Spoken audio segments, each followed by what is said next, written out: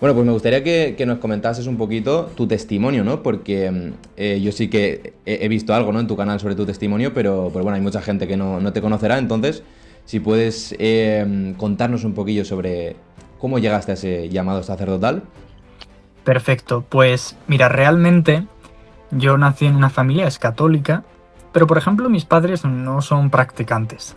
No eran de ir a misa, ni de confesarse, ni nada por el estilo. Mis abuelos sí, mis abuelos eran muy de eso, pero realmente mis padres no. Y como yo vivo con ellos, pues claro, era, era algo extraño el que yo de repente conociera a Dios. Sería algo muy raro.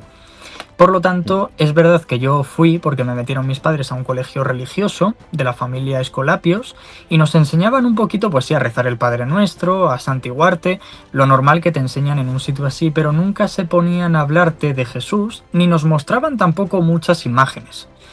Por lo tanto, un día que yo tenía 6 años, caminando con mi madre por un pueblo de Madrid, por mi pueblo, vi un edificio muy grande que yo dije, a ver, ¿qué es esto? Evidentemente era una iglesia, pero yo siendo tan pequeño, pues no lo Claro, sabía, claro. ¿no? Le pregunté a mi madre qué es, me dijo, pues es una iglesia, allí está el Señor, ahí está Dios, y yo dije, wow, ¿podemos entrar? Tenía la curiosidad de ver qué había dentro de una iglesia porque es verdad que a mí me bautizaron, pero claro, tú ahí no tienes uso de razón, no tienes Claro, o sea, mucha memoria de lo que has no visto. tenías recuerdos ni nada de la iglesia. Exactamente, por lo tanto, yo de lo único que podía recordar es la capilla de mi colegio, hasta ahí. Por lo que, bueno, pues entrando a esta iglesia yo me fijé en muchas cosas, la pila bautismal, un cuadro de la Virgen Inmaculada, Perpetuo Socorro, el altar, pero hubo algo que me llamó mucho la atención y es una imagen, una escultura del Cristo con la cruz a cuestas.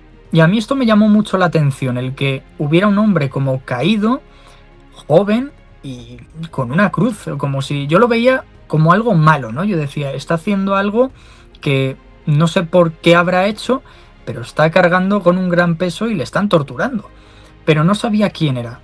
No, yo no reconocía a la persona de Jesús ahí en esa imagen y le pregunté a mi madre quién es. Me dijo, bueno, pues es Jesús y me dijo, ha muerto por ti.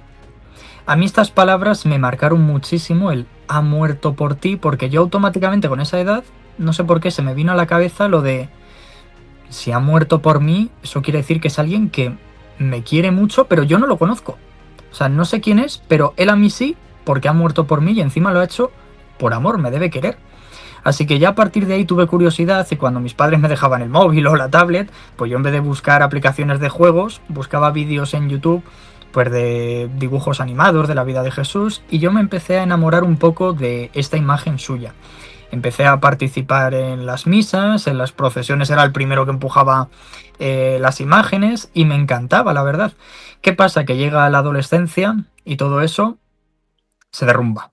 Hmm. Sigo creyendo en Dios, pero no en la iglesia. Yo decía, no puedo creer en esta institución y entonces como que le cogí mucha rabia sin ningún tipo de razón. Yo decía, y es que el oro que tiene la iglesia y va predicando pobreza, es que porque yo le Hmm. tengo que contar mis problemas a una persona, como, es decir, la confesión, yo decía, esto no lo veo razonable ni lo veo bien.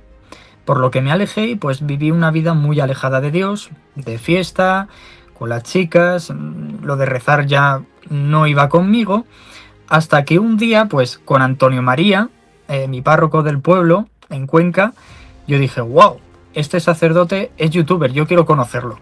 Y claro, pues, siendo el párroco de mi pueblo, dije, bueno, voy a ir porque vi la iglesia que estaba abierta, pero la pillé que estaban en misa. A mí me daba cosa salirme porque es una puerta de estas de madera grandes que cuando la abres suena que hace más ruido que el propio cura hablando con un micrófono, que dice, se escucha más Sí, la sí. puerta. Por lo que yo me quedé ahí y cuando terminó la misa ya entré a la sacristía, saludé a Antonio María, estuve hablando un rato con él, yo le dije, bueno, yo es que era muy sinvergüenza, le decía, yo creo en Dios pero no creo en la iglesia, lo decía así sin ningún tipo de problema y de muchas cosas que estuvimos hablando, él me preguntó, ¿cuánto tiempo llevas sin confesarte? Yo le dije, pues llevo años sin confesarme, mucho tiempo, y él me invitó a confesarme.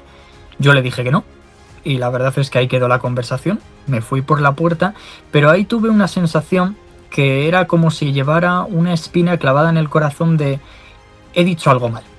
He dicho que no a la confesión y le fui dando vueltas y no es como otras cosas que dices, ala, a los 10 minutos se acabó. No, se me quedó la espinita clavada y dije, me tengo que confesar.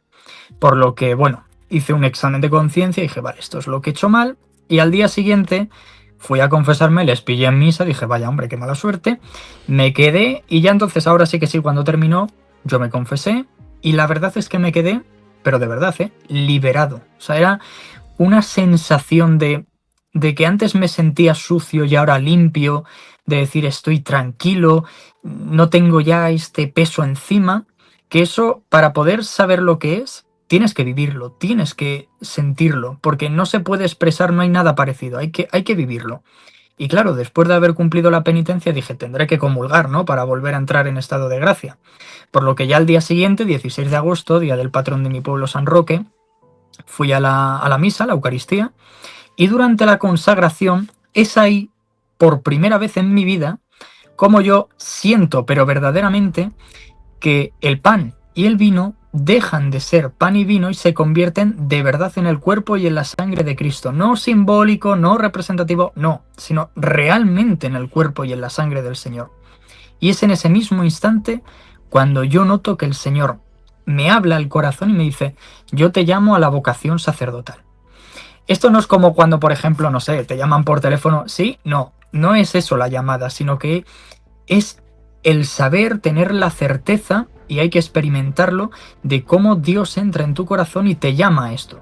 Yo la verdad es que en un primer momento dije, no, válgame el Señor, ¿no? Yo digo, cura, no, por Dios, que yo quiero formar una familia, quiero mis hijos, pero finalmente, pues se lo conté a Antonio María, él se puso muy contento, me dijo, mira, te doy el número de teléfono de un sacerdote, que es el Padre Jesús Silva, y ves a hablar con él, que él te puede ayudar un poco, y bueno, pues con la ayuda del Padre Jesús y con la ayuda de muchos más sacerdotes y diáconos, pues me fueron ayudando, me fueron encaminando, formándome un poco con Biblia, con libros de historia, para saber un poco más sobre mi fe, formarme más, y con ello pues fui haciendo discernimiento hasta el día de hoy, que desde ese día hasta la fecha, hasta la actualidad, cuando me han preguntado qué es lo que quieres estudiar, yo siempre he dicho, mi vocación es el sacerdocio y es lo que voy a ser.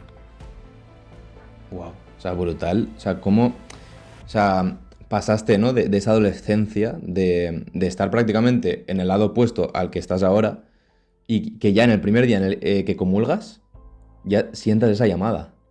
O sea, es algo, una gracia de Dios espectacular. Totalmente. Es algo que es verdad que es como si el Señor te hubiera llamado realmente desde pequeño, porque el Señor no te lo dice las cosas de repente, que también, porque Él cuando te quiere decir algo te lo dice claro, pero es ahí cuando me habló con claridad, pero yo viendo desde pequeño esa cercanía cuando descubrí el edificio, la iglesia, cuando me fijé en esa imagen, las palabras de mi madre, es como si el Señor hubiera ido preparando poquito a poco ese camino. Y es entonces cuando ya te habla con esa claridad cuando dices, el puzzle ha terminado, es decir, todo encaja, todas las piezas han encajado, ya entiendo todo y al final, cuando la acabas aceptando dices, oye, ¿y por qué no novia? Pues dices, porque yo he descubierto un amor más grande que me llena más que el de una novia o que cualquier otra cosa y es el amor de Dios llamándome a la vocación sacerdotal.